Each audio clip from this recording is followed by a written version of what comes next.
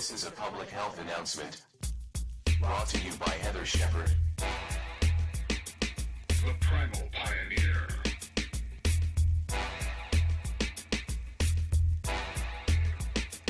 Live an outdoor life.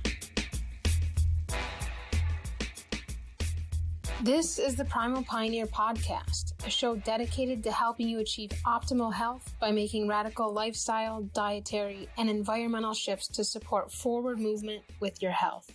I'm your host, Heather Shepard, radical health practitioner, gut health specialist, and homeopathic doctor in training. When I was 23 years old, I suffered a TBI, otherwise known as a traumatic brain injury. This shifted my life from being a super athletic type A kind of person to being completely sidelined from physical activity for nearly 12 years. In that time span, I tried every modality under the sun, desperately yearning, trying, and hoping to get better. It wasn't until I stepped outside of the conventional medical model and even much of the alternative medical model that I saw real lasting progress with my health. Today, I help thousands of people overcome both acute and chronic ailments using my nature and science-based radical approach to health, which targets the most important yet most overlooked aspects of health and wellness. Today's episode is all about healthy fats. One of the biggest pitfalls I see today in the dietary world is a focus on the wrong kind of fats. This is particularly true for many people practicing a ketogenic diet, a diet that weighs heavy on fats to support health conditions such as cancer, type 2 diabetes, obesity, weight struggles, low energy, epilepsy, and much more. Yet to actually reap the benefits of this diet, and any diet for that matter, it is absolutely crucial to make sure you're eating the right kind of fats. There are many choices for our fat sources today. Butter, lard, ghee, avocado oil, walnut oil, olive oil, coconut oil, and not all of these fats are actually health supportive. Many of them do much more harm than good. During this episode, I'll teach you all about healthy fats. I'll reveal the unhealthy fats as well that are best avoided. I'll also discuss the importance of seasonal eating and the health detriments of following the same diet all year round. I also talk about metabolic diseases and the impact that light has on our metabolic health. Enjoy.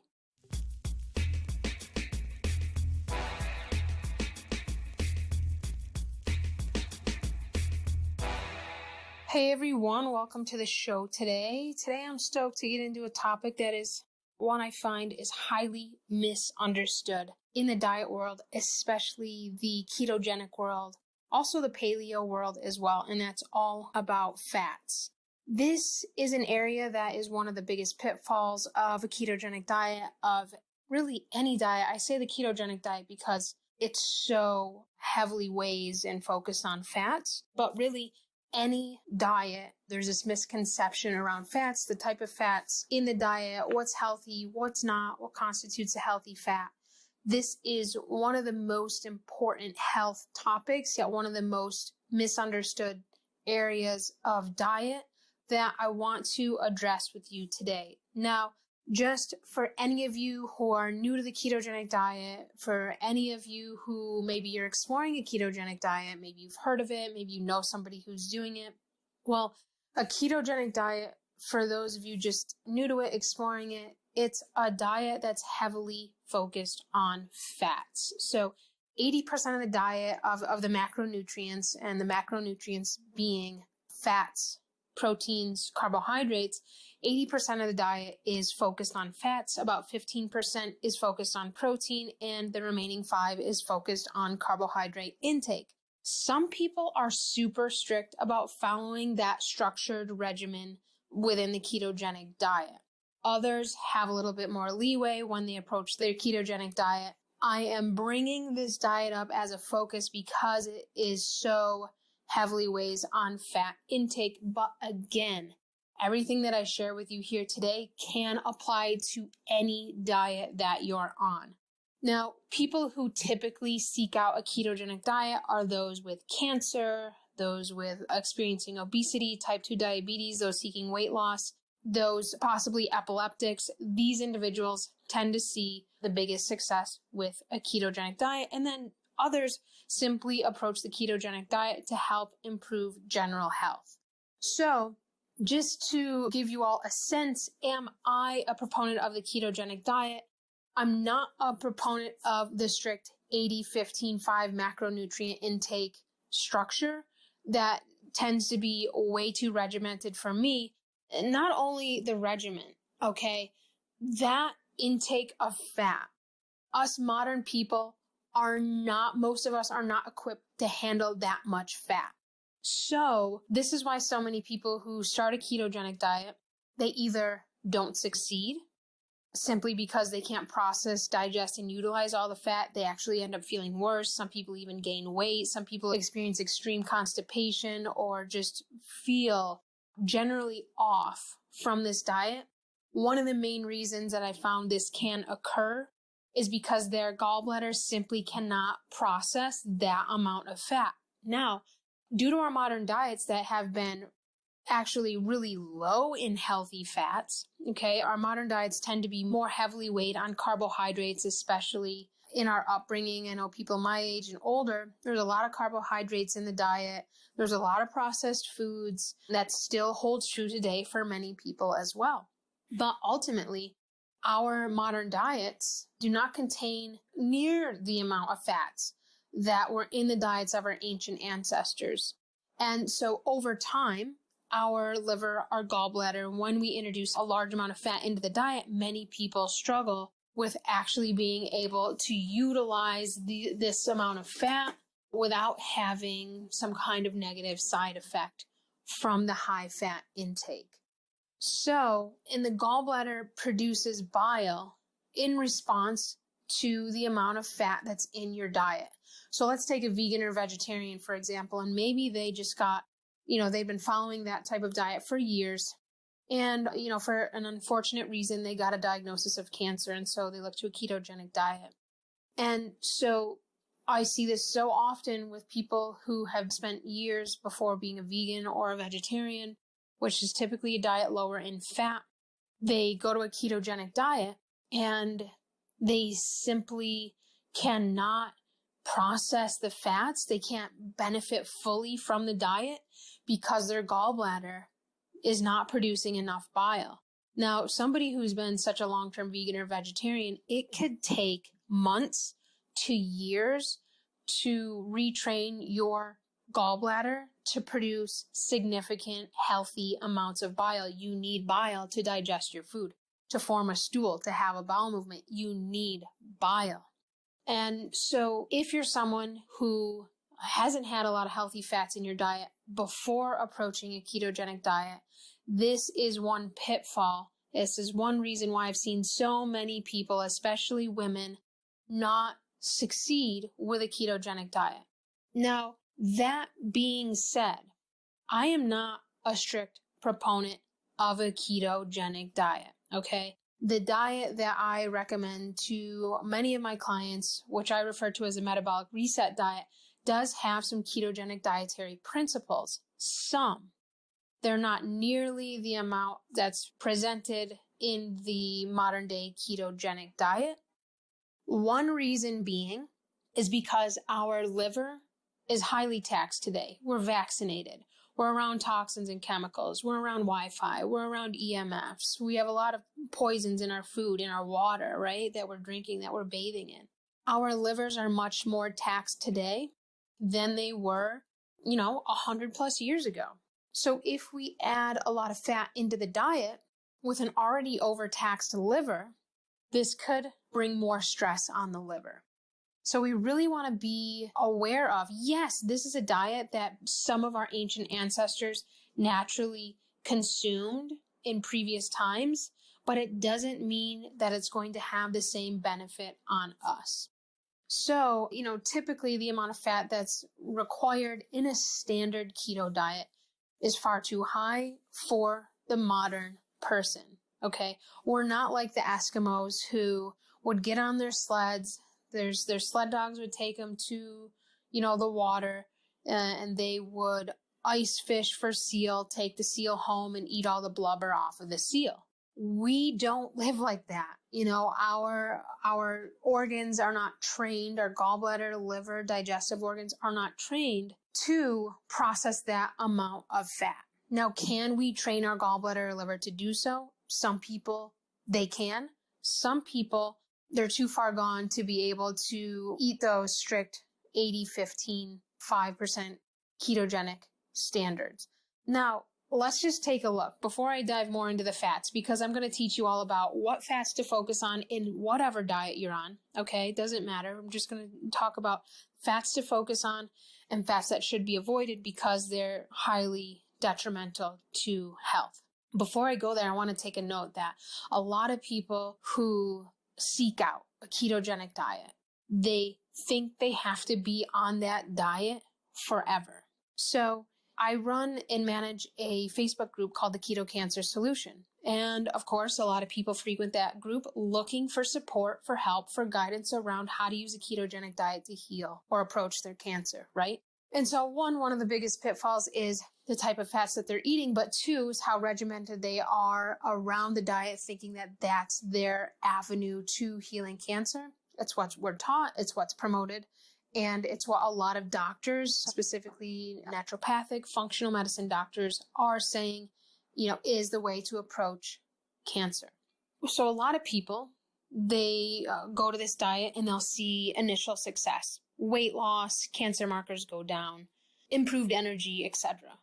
And so whenever we have success with a thing, we think that that's the thing we have to stick with in order to have long-term success. This is not the case with diet. We should never be eating a one diet, 365, days a year all the time.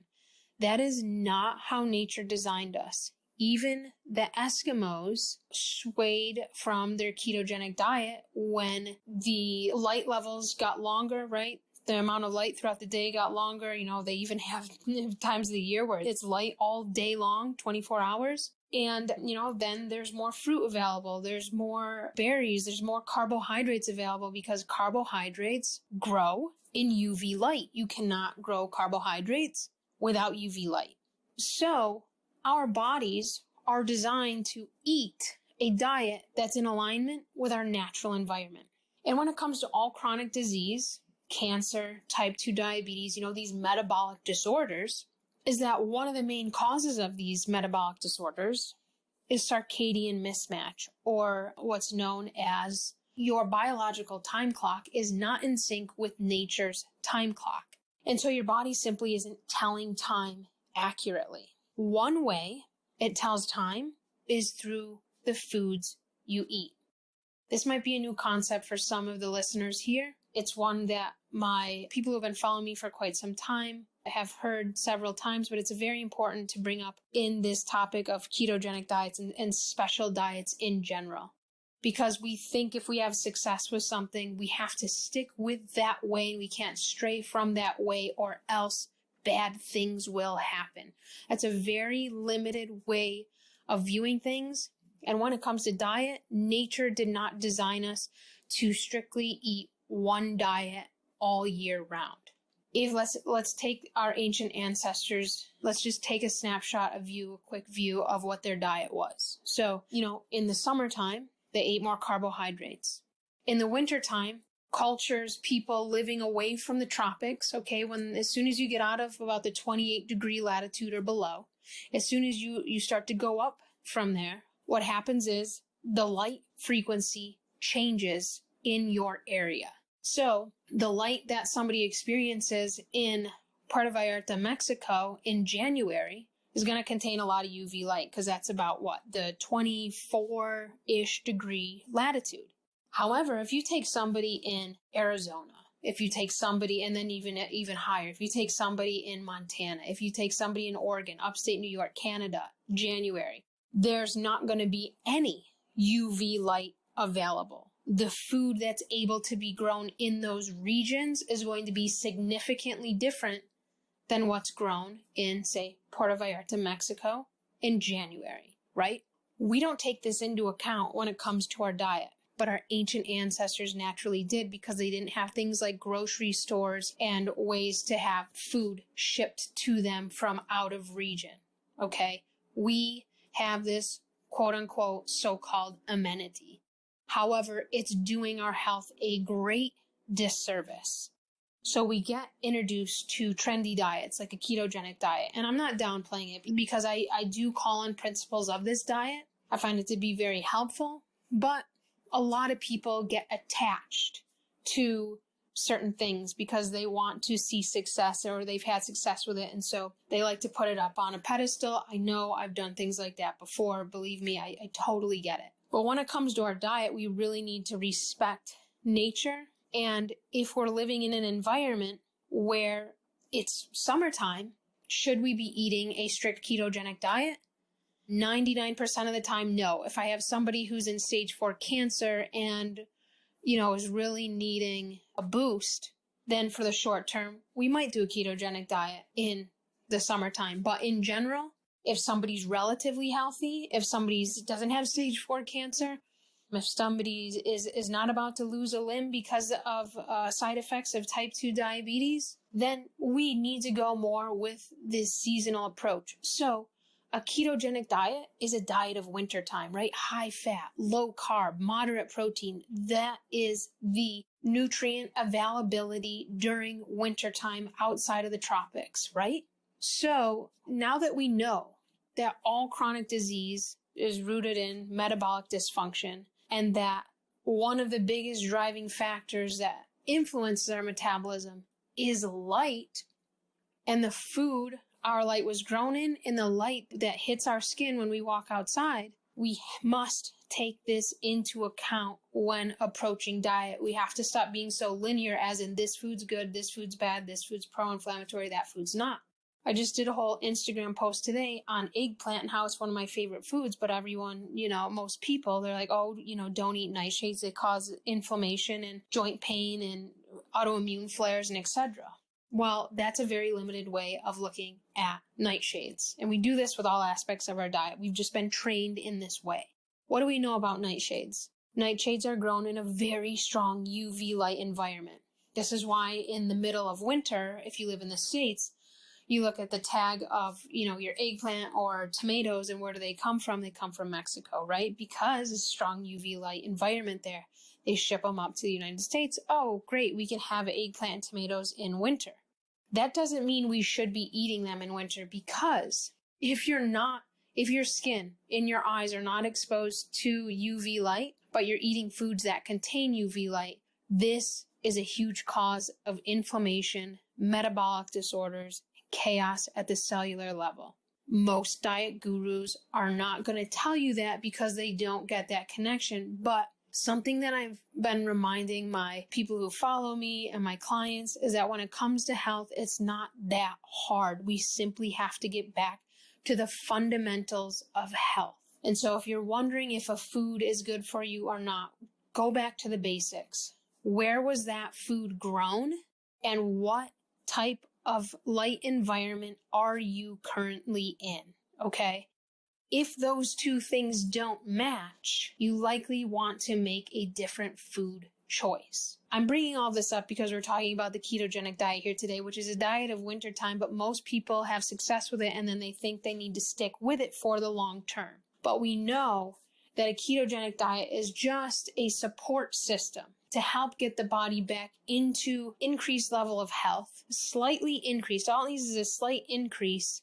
So then it can start to come back into balance with the natural environment. Because if you're on a ketogenic diet long term, you're going to be sending the message to your mitochondria, to your cells, to your metabolism that, hey, it's wintertime 24/7, 365, right?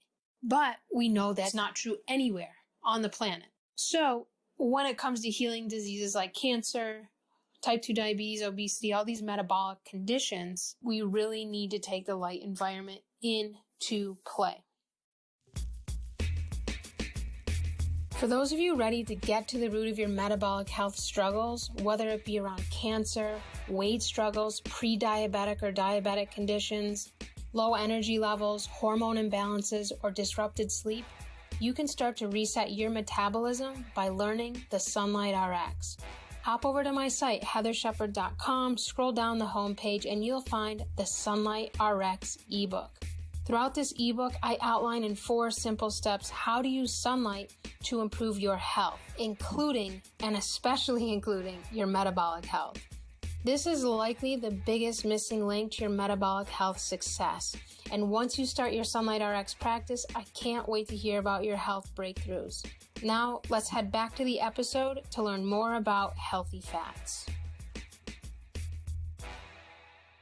Okay, let's talk about fats because that is the focus of the episode here today. So a ketogenic diet, and again, you can apply these suggestions that I'm going to give you about fats today to any diet that you're on. But ketogenic diet is super high in fats. And so what people do is they look to fats, right, to support this diet. That's what they look to help them throughout this diet. Okay, that's what the foundation of this diet is built on. The biggest pitfall I see with a ketogenic diet and all diets in general is that we're not eating the right types of fats. If we look at the types of fats that our ancient ancestors ate, there was nothing liquid. There was nothing processed, okay? What fats did they eat? Well, we know the Eskimos ate a lot of seal blubber, right? We know that a lot of cultures ate organ meats, right? Types of fats. We also know that a lot of cultures ate a lot of saturated animal fats, butter, lard, leaf lard, tallows. Did our ancient ancestors eat avocado oil? No, they did not. Did they eat walnut oil? No, they sure didn't. Did they eat canola, soy, grapeseed, any of these oils? No, they did not. They weren't available because they didn't have the processing required to make these fats. So when you eat these fats that are highly unstable, they're rancid, they're prone to oxidation, so they quickly turn to rancidity when exposed to air, when exposed to light. And these are fats that are promoted on a ketogenic diet. They don't really weed out the good fats from the bad fats. And even the fats that are promoted as healthy by the functional medicine world, the naturopathic world, are actually not healthy. But we take these to heart because a quote-unquote professional told us that these were healthy fats. Despite the advice any professional gives you, if you want to fact check it, all you have to do is think about nature. Did this exist, before processing occurred? Did this exist, before modern foods became available and convenient and grocery stores were here and shipping was possible? So we could get all types of different foods from all over the world, okay?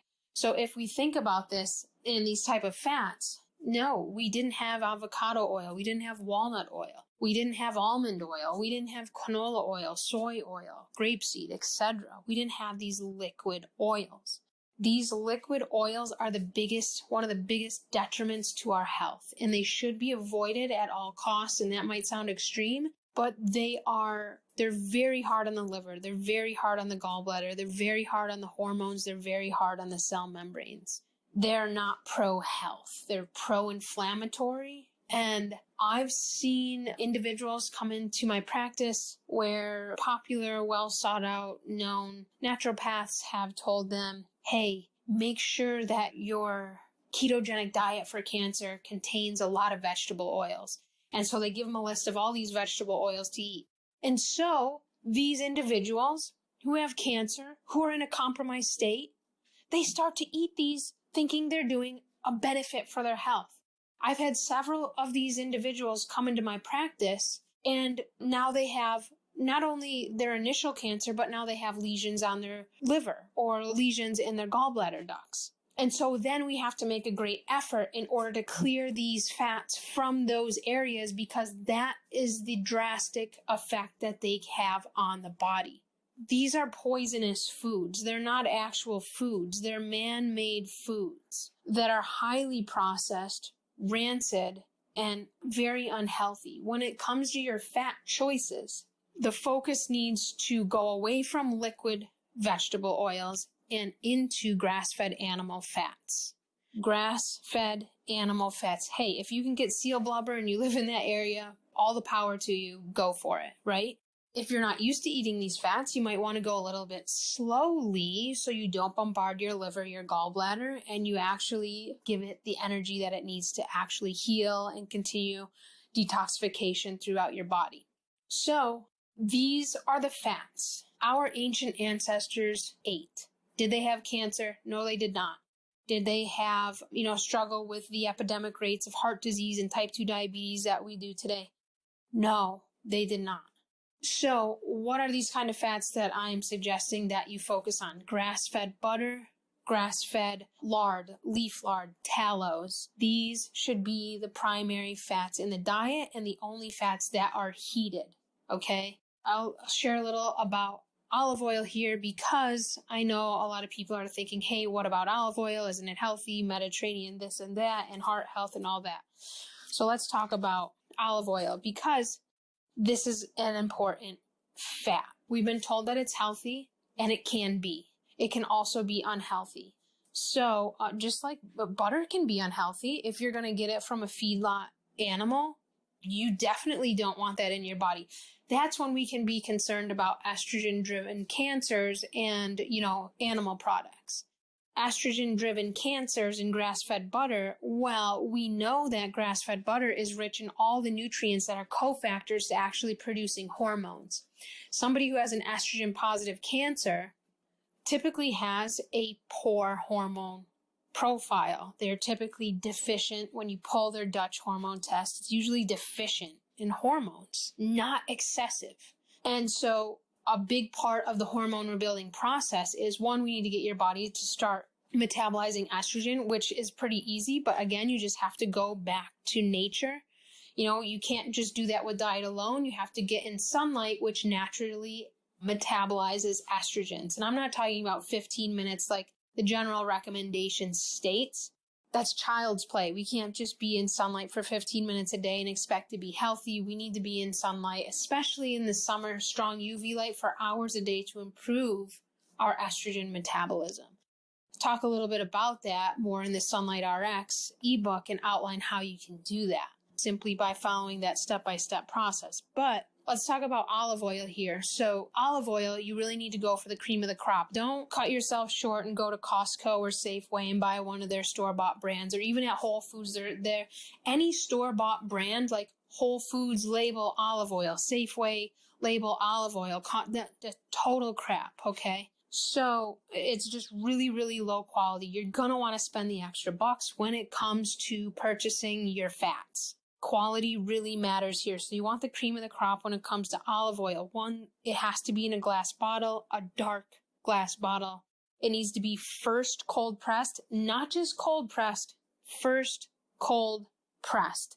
And it has to be organic, non-GMO, extra virgin olive oil, not just olive oil, extra virgin olive oil. And you might say, Heather, that's really picky here. But when it comes to processing, these words matter, and they'll take these words out because they don't take the time to make a healthy, good product.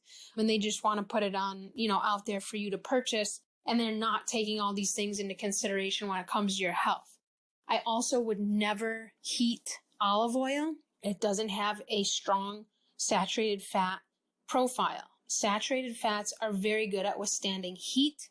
This is why when you're cooking, sauteing your foods, right, you want to use something like grass-fed butter, lard, leaf lard, tallows, because they're very heat tolerant, okay? So that is super, super important. Olive oil should be used more as a condiment, okay? Put it as a salad dressing in your tomato salads, your cucumber salads, right? Depending on what season it is, okay? That's, what you'll apply your olive oil to if you use it. Do you need to have olive oil in the diet? No, you don't. But if you enjoy it, then that's my suggestion regarding how to incorporate that oil in your diet. And it's the only liquid oil when you buy it in really, really, cream of the crop that I just shared with you there. Then in a smattering amount, yes, of course, add olive oil in, okay? But again, if we think of the Mediterranean people of Italy, my heritage, my roots, I'm 4th generation immigrant from Sicily. And my grandfather, he's passed now, but he would share with me about, how they process their food there, how they ate their food, what their diet was like. Did they eat large amounts of olive oil? No, they didn't have, all of these olive trees and to process the oil. It was like in the season, they would press some olives, right? And get a little bit of oil, it would be smattering. Okay. Even that region relied heavily on things like grass-fed butter to supply their fat needs. So these are really important things to take into consideration because the media, the mainstream, the literature can really sway our minds and make us think a different story, that the Mediterranean is heart healthy because it's all fish and olive oil, and it's just not the full picture. So I'll be doing an episode very, very soon in the near future about cholesterol, because I know some of you might be raised, like your eyebrows might be raised like, what about the whole cholesterol, heart health, clogging arteries thing? I'll mention here that's not an issue with these fats, and I'll get into that more as to why in a future episode coming up really soon here. So coconut oil, I just want to spend a minute on this because it's also a popular oil. Let's think about coconut oil. It's a tropical oil grown in strong UV light, right? So should it be an oil that we focus on when there's no UV light present in our area if we live outside of the tropics? Not in my perspective, especially somebody who is really trying to heal from a disease like cancer, type 2 diabetes, or some other chronic metabolic condition. However, when you are using and purchasing coconut oil, there are some really important things to look for. One, you want it to be in a glass bottle. Okay, you always want it to be organic, non-GMO. You want it to be unrefined. Okay, a lot of coconut oils today say refined. That means it's processed much more so. Okay, unrefined doesn't go through this extensive processing treatment. So unrefined, organic, virgin coconut oil, glass bottle. That is what I highly recommend. And there's some good choices here in the States. Nativia is one of those. Some even smaller, like little co-ops, also offer raw coconut oil. Awesome. Coconut oil also has a lower smoke point than the saturated animal fats because it doesn't contain the hardy vitamin A and vitamin D and vitamin K that is in K2 that's in saturated animal fats. So it cannot withstand a lot of heat. So I would either gently heat it, or I would simply, one of my favorite ways to use coconut oil is in my homemade mayonnaise. I'll just, where I live here in Arizona, most of the year, the coconut oil is liquid in the jar because it's so hot out, right? And so I'll either gently melt it if it's not super hot out and if it's become solidated in the jar, or I'll gently melt it if that occurs, or I'll just pour it into my measuring cup and make homemade mayonnaise with that as the base. And I'll be posting a blog on that recipe really soon because mayonnaise can be such an amazing food. And we didn't talk a lot about dairy here. Dairy will have to be another episode, but modern people tend not to do so great with dairy for many, many reasons. And so I'm not a big supporter of dairy unless there's certain situations and conditions where it could benefit somebody. But for the most part, I'm not a proponent of dairy. So I use a coconut oil-based mayonnaise. I make a coconut oil-based mayonnaise really good. You're getting healthy fats. You're getting pasture-raised eggs and all the fats in the egg yolk there. It can be a really great way to utilize coconut oil. So I hope this episode was enlightening, was helpful with regard to your fat consumption, how to choose healthy fats for your diet, for your family, for your lifestyle, for your healing process. And so just keep in mind, if it's liquid, keep it on the shelf for the most part, right? And go for the grass-fed, saturated animal fats, grass-fed butter, pasture-raised, leaf lard, the tallows, right? Focus on these. And just to end here, leaf lard, for those of you unfamiliar with this type of fat, it's actually the fat that surrounds the kidneys of the pig. And this fat is very, very dense in vitamin D because humans, pigs, in order to activate vitamin D, it has to go through the liver, then the kidneys, then back to the liver. So the fat that's around the kidneys has been activated with that vitamin D. And if you're getting pasture raised, this is why it's so important for pasture raised. How many people are deficient in vitamin D today? And I'm not talking about the medical standard, which is insanely, ridiculously low. I think what do they say, 30? It might even be lower than that. 30 or above, 30 is considered healthy. 30 is considered extremely low, in my opinion, if we're talking about preventing or overcoming chronic disease today. We need to get up into the 80s to the hundreds, utilizing diet and sunlight. So one really great way you can do so if you're deficient in vitamin D is start exploring with leaf lard. There's some really great pasture-raised leaf lard out there today. You can make your own. It's incredibly easy. It's very affordable. And this is a type of fat that's very mild. It goes with a lot of different foods. It takes the flavor of a lot of different foods. It doesn't have that strong, overly fatty taste that some of the tallows can have, like lamb or beef tallow. They can be really strong and almost unpalatable in some cases to the modern palate, right?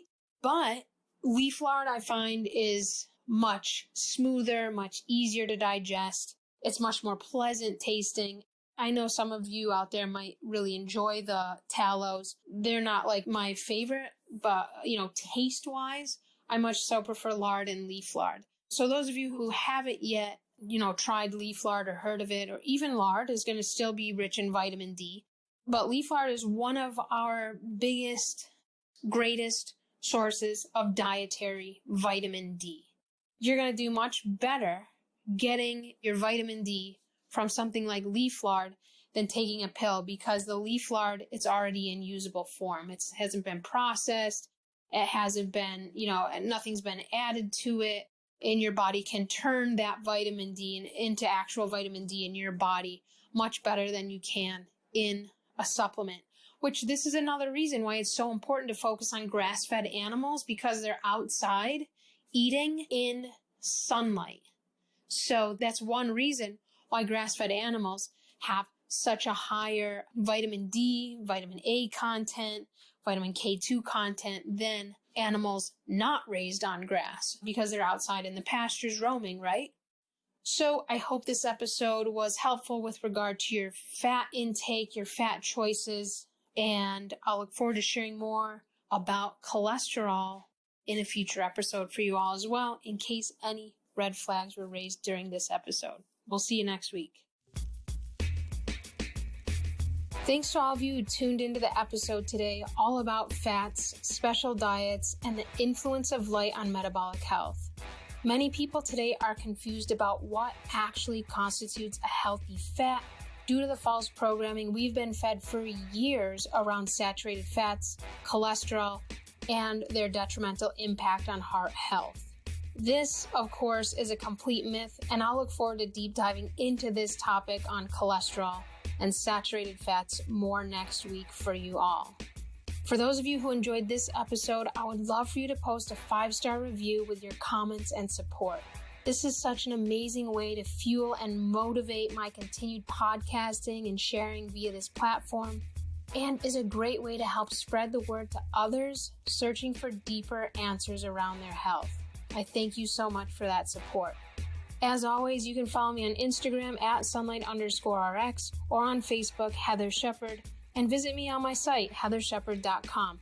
This site is in the middle of an upgrade where my Metabolic Reset course, recipes, and cookbook info will be located very, very soon.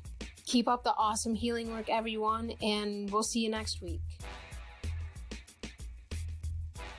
The Primal Pioneer podcast is not intended to diagnose, treat, or cure any disease in the Western medical sense or terms. It is to be used for educational and informational purposes only.